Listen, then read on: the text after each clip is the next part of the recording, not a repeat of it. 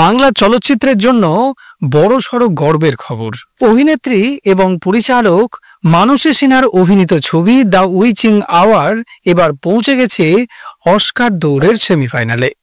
পাশাপাশি ছবিটি নির্বাচিত হয়েছে BAFTA পুরস্কার এবং রোহো আইল্যান্ড আন্তর্জাতিক চলচ্চিত্র উৎসব 2025-এর জন্য।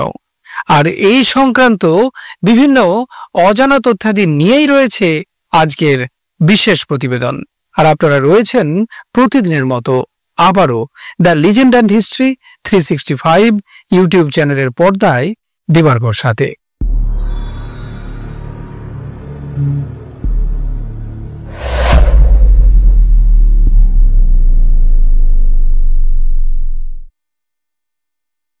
পরিচালক জুনেদ আলভির নির্মিত এই ছবিটি মূলত ভৌতিক ঘরানার, যেখানে রয়েছে একাধিক ছোট ছোট গল্প।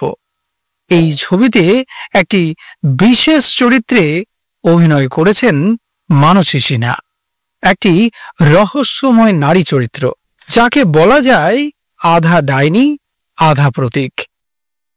TV9 বাংলাকে মানসী সিনহা জানান, এই ছবিতে আমার একটা ছোট্ট অংশ রয়েছে, তবে চরিত্রটা খুব আলাদা।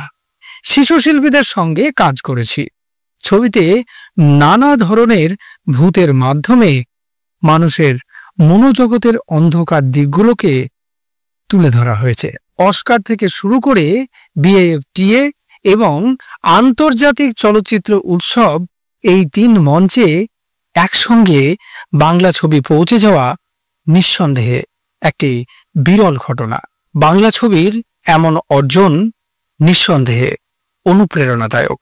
আচ্ছা, আপনারা কি এই ছবিটি দেখেছেন?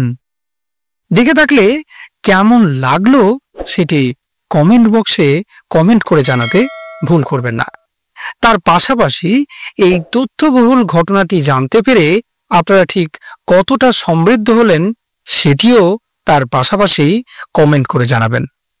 আর চ্যানেলে নতুন হয়ে থাকলে সাবস্ক্রাইবের পাশাপাশি পাশে থাকা বেল আইকনটিও প্রেস করার জন্য অনুরোধ রইল। নমস্কার।